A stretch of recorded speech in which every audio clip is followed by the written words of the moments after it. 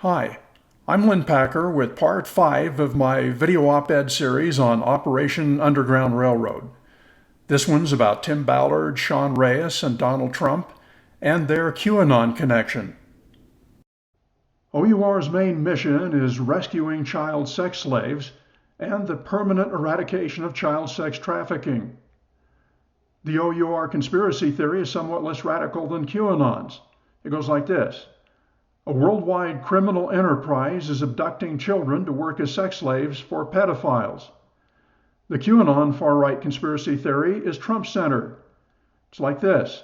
The president is secretly fighting against a global satanic child sex trafficking ring led by Democrats and Hollywood elites.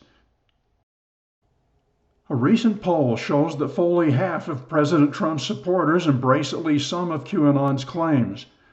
They were asked, do you believe that top Democrats are involved in elite child sex trafficking rings? 50% of Trump supporters said yes, compared to only 5% of Biden supporters. They were asked, do you believe that President Trump is working to dismantle an elite child sex trafficking ring involving top Democrats? 52% of Trump supporters responded yes, while only 4% of Biden supporters said yes. Q cult members turn out in droves at Trump rallies. In August, Trump tossed them this accolade. I've heard these are people that love our country, so I don't know really anything about it other than that they do supposedly like me. Trump repeatedly feigns hardly knowing what QAnon is, while at the same time tweeting and retweeting support. On October 15th, reporter Savannah Guthrie again quizzed the president about QAnon. Let me ask you about QAnon. It is this theory that Democrats are a satanic pedophile ring and that you are the savior of that. I know nothing about it. I do know they are very much against pedophilia. They fight it very hard, but I know nothing about it. OUR should have denounced QAnon as emphatically as Mitt Romney. The president's unwillingness to denounce an absurd and dangerous conspiracy theory last night continues an alarming pattern, Romney tweeted. Another Mormon politician, Arizona State Senator David Farnsworth, supports QAnon. He believes a sex trafficking conspiracy is a secret combination foretold by Mormon scripture. He believes in the existence of a global sex trafficking conspiracy abducting and selling children into sexual slavery. He believes Trump friend, billionaire Jeffrey Epstein didn't commit suicide in a federal prison in 2019, but was murdered because he could blow the lid off the alleged sex trafficking network that is at the core of QAnon. He fears that children are being funneled into the hands of sex traffickers by rogue workers within the Arizona Department of Child Safety. And he says the Book of Mormon commands members of his Mormon faith to awaken people to a prophecy of a secret group that would seek to destroy the government and end freedom.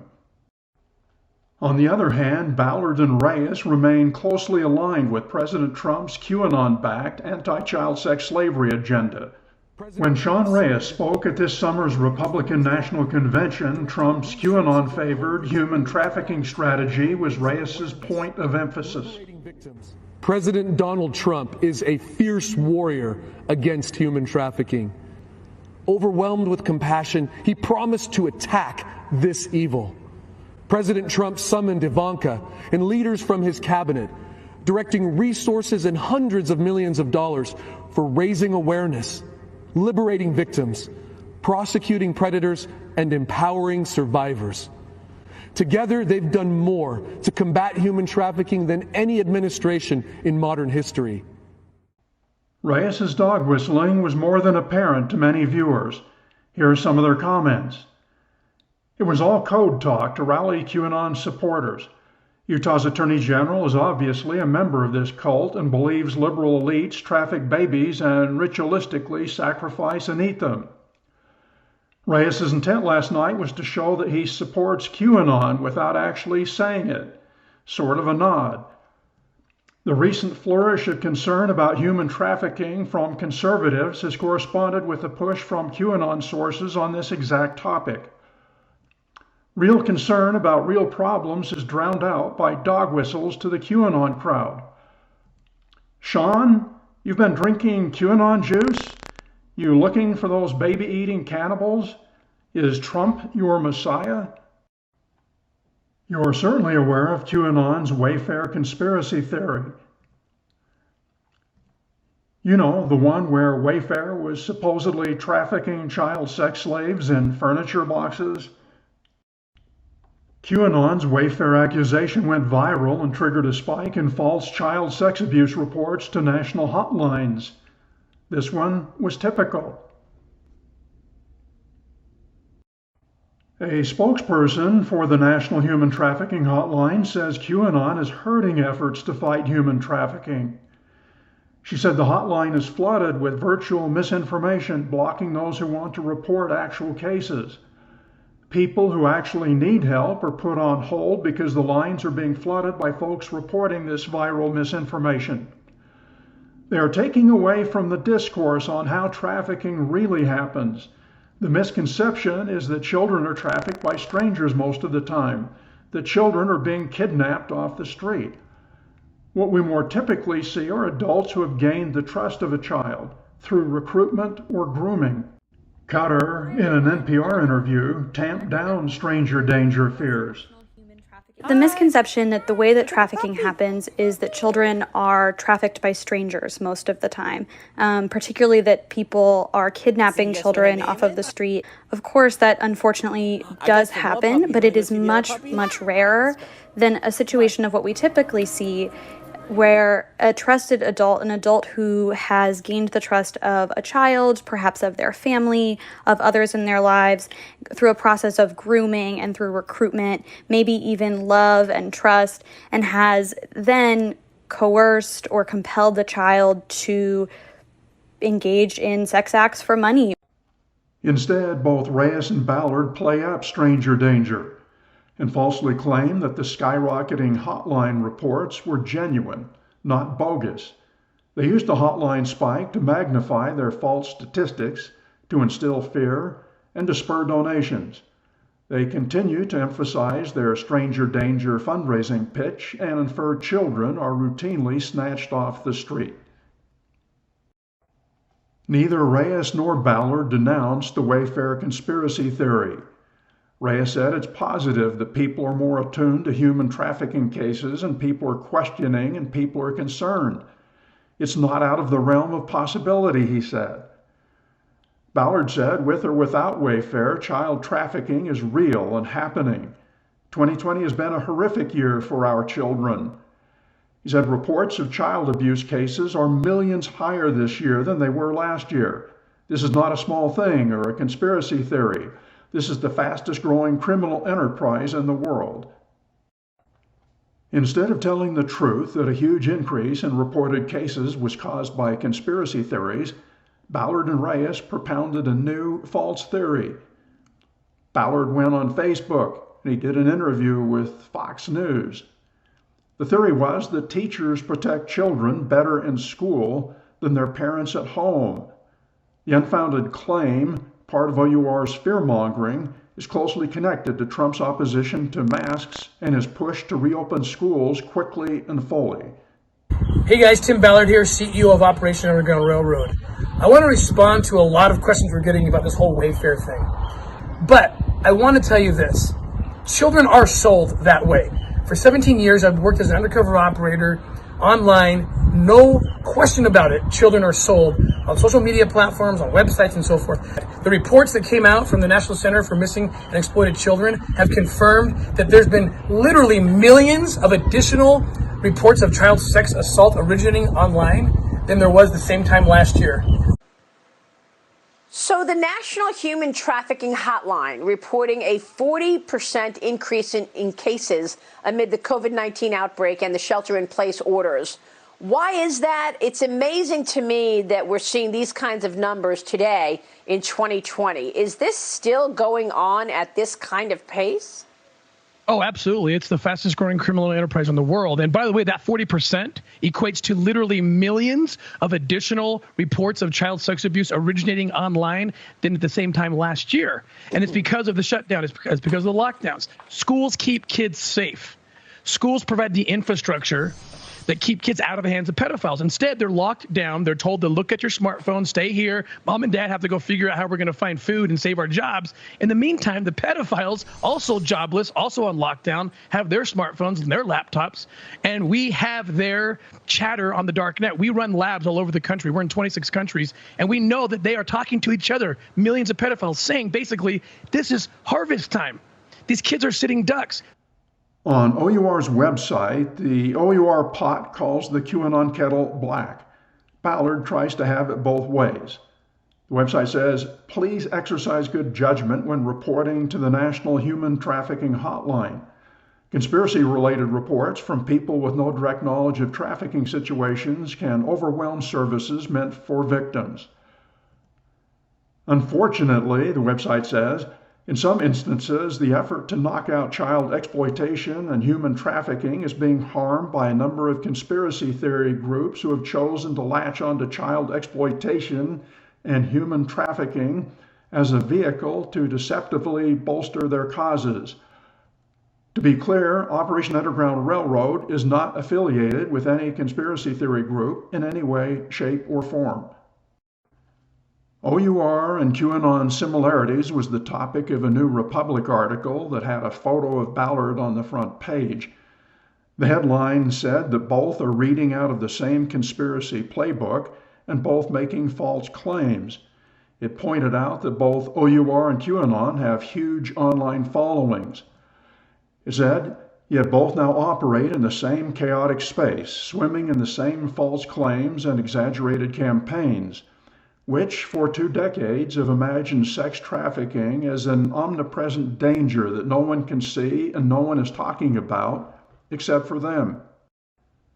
Next, I'm going to turn back the clock about 10 or 12 years before there was an OUR.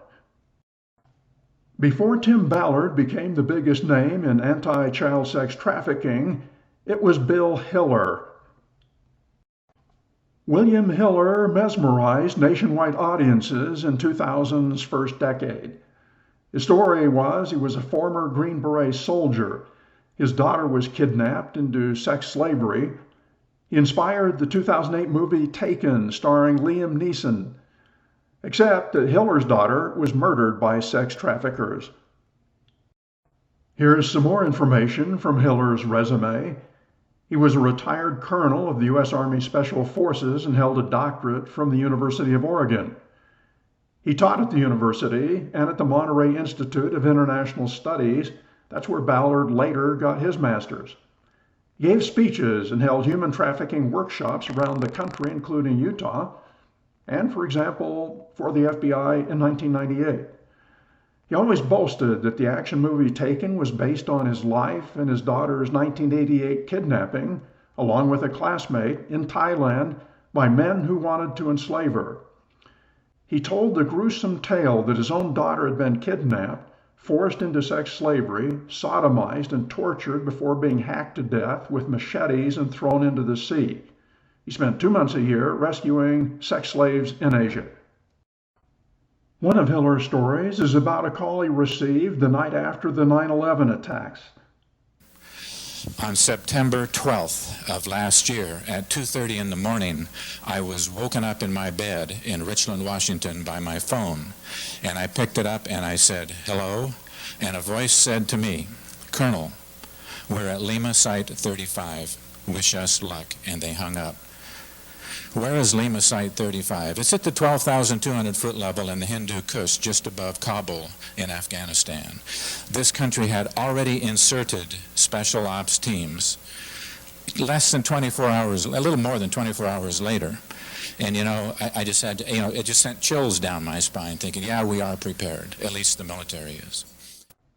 About the Hillar-inspired movie Taken, it perpetuated the notion that kidnappings for sex are common and adds credence to OUR's concept. A 17-year-old white girl on vacation with a friend in Paris, violently kidnapped, kept in a drug-induced stupor and sold as a permanent sex slave at auction.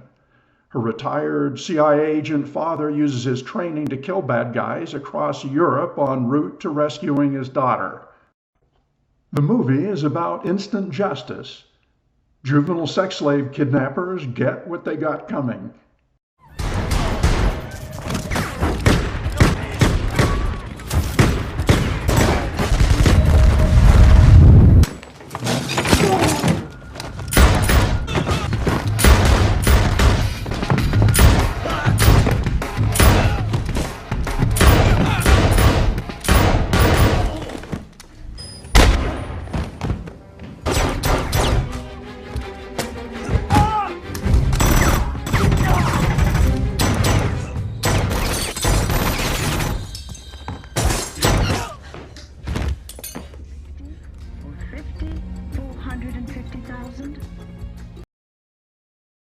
Here are some comments about the movie.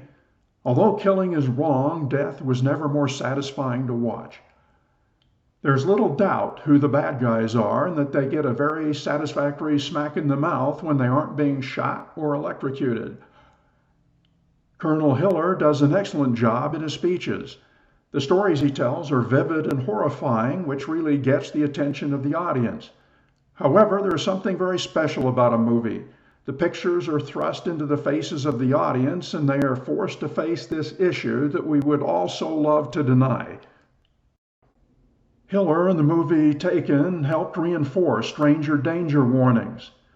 They set the stage for Ballard's swashbuckling concept. An ex-CIA Special Forces strike force swoops in to take out bad guys. Their stories end up as theatrical motion pictures. Hillar, the movie Taken, and Ballard, The Sound of Freedom, a movie yet to be released. Meridian Magazine, which targets Mormon readers, compared Taken to Ballard's docudrama, The Abolitionists. It wrote, "Unlike Taken, which reveled in cathartic revenge fantasy, The Abolitionists chronicles real-life heroes fighting the bad guys and rescuing the kids. It's not as violent as the Liam Neeson version, but it is much more inspiring and equally exhilarating." If Ballard's caught-on-camera rescues don't quite match the danger and drama of Liam Neeson's character in Taken, they do at least provide a satisfaction of seeing child sex traffickers being taken down.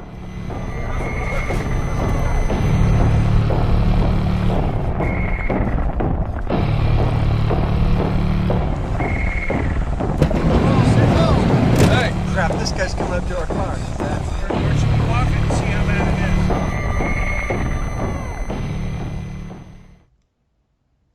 Taken perpetuates stranger danger fear. OUR's key concept, rescuing child sex slaves, led to fundraising based on stranger danger fear. Just as OUR would flop if it played up the fact most child sex abuse is not committed by strangers, so too would the movie Taken's plot have fizzled if the protagonist were rescuing his daughter from, say, a neighbor or brother. I wonder if OUR's action footage is petering out. Raids on brothels and prostitutes look the same. Bad guys are never armed, never put up a fight, there are no shootouts. There's no delivery of instant justice by machine gun. It's anticlimactic. OUR never produces stats or stories on what happens to all of the accused traffickers. There are few verified happy endings. What happens to the purported child sex slave victims who are rescued during the strikes? Here's something I found interesting. Compare Bill Hillar's talking points with Ballard's a decade later. It seems Ballard either cribbed from Hillar or they shared a common playbook. Hillar talked about modern-day slavery. Slavery still exists. Ballard, exactly the same thing. Hillar called it the world's second largest criminal enterprise. Ballard, fastest growing criminal enterprise, catching up to drugs, already surpassed arms. Hillar called it a $44 billion a year industry. Ballard uses a $30 billion figure. Hillar cites the International Labor Organization's 12.3 million worldwide slavery victims figure. Ballard cites the same organization using 20.9 million.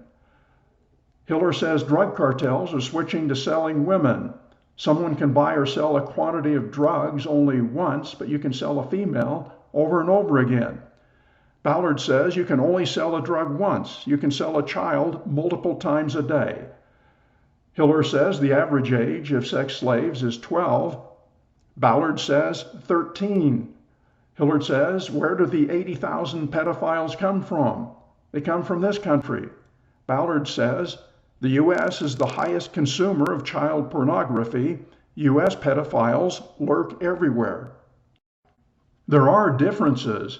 Ballard was once a DHS agent, but Hillar was never a Green Beret, never a colonel. Did I read that right? He was never in the Special Forces.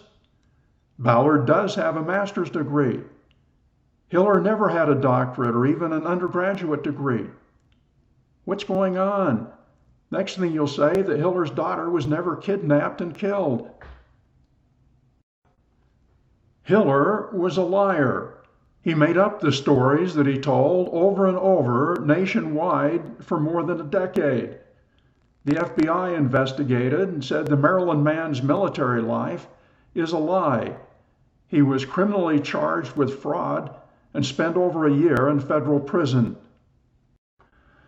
About the Monterey Institute, Hillar taught there, and Ballard was a student there a decade earlier.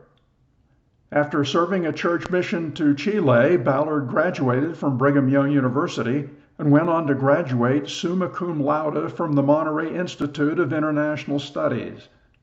Ballard, however, lied. He did not graduate summa cum laude. Summa cum laude would have been the highest distinction, even above magna cum laude. But MIIS does not give master's students Latin honors. So Ballard could not have graduated summa cum laude. MIIS does graduate master's students with distinction if they achieve a 4.0 grade point. But, as a spokesman wrote, Mr. Ballard was not awarded any honors with his Master of Arts degree. Now I'll talk about OUR's unproven, worn-out, fear-mongering statistics, many of which have well exceeded their sell-by date.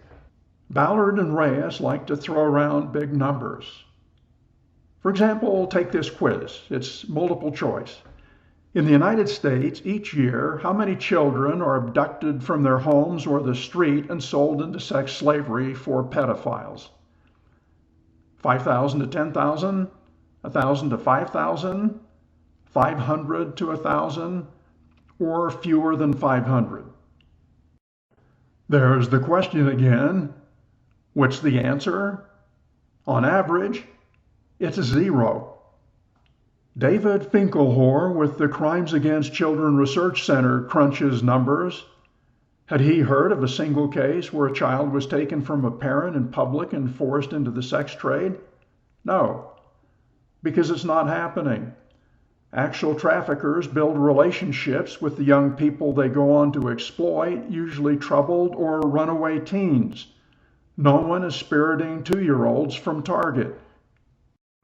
Here's a typical kidnapping rumor, this one discussed by Lenore Skenazy with the Free Range Kids movement.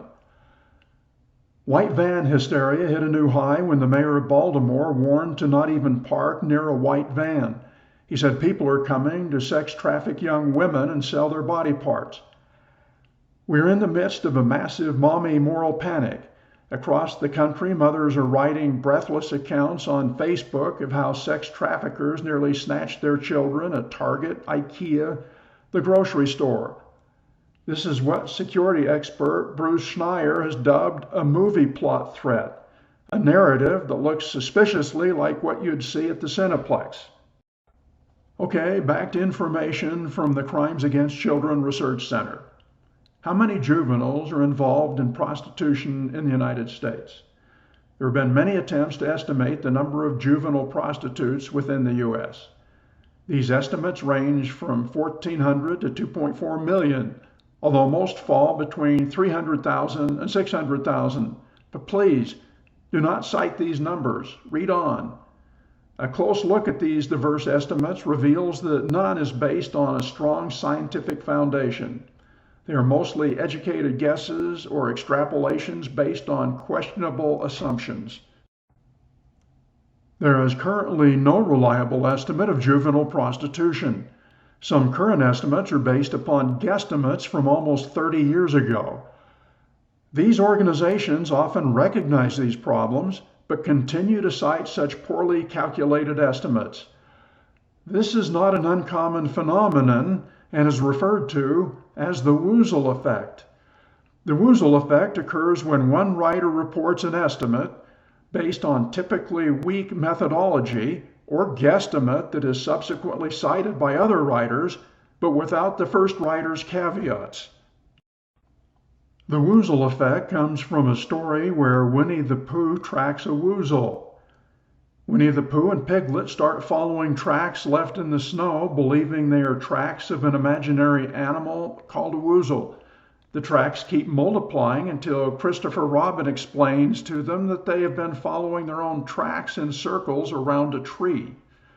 A woozle occurs when frequent citation of previous publications that lack evidence misleads individuals, groups, and the public into thinking or believing there is evidence. Non-facts become urban myths. So you have NGOs, non-governmental organizations like Operation Underground Railroad, and government organizations like the Department of Justice and others following their own footsteps, like chasing their own tails. Ballard and OUR have woozled and lied their way to creating a multi-million-dollar NGO that probably does more harm than good. Megan Sobel is an assistant professor at Colorado's Regis University. In a 2016 TED Talk, she explained how efforts by anti-sex slavery nonprofits, NGOs, can backfire. When I started researching sex trafficking in 2008, I thought it meant that girls were kidnapped and chained to beds. But many Western NGOs, staffed with well-intentioned folks like myself, have started working on anti-trafficking efforts around the world. Specifically in Thailand, some of these Western organizations have begun conducting what are called smart raids. They identify a facility, a bar, a brothel, a massage parlor, and they raid the facility. They remove the people that they believe were trafficked, and oftentimes they remove all of the sex workers in that facility. They then take them to a shelter. While this might sound like a noble effort, it's ineffective in addressing the broader social, political, and economic web of issues that create such problems. At times, it even exacerbates the problem. It subjects these individuals to possible deportation and long involuntary stays in shelters.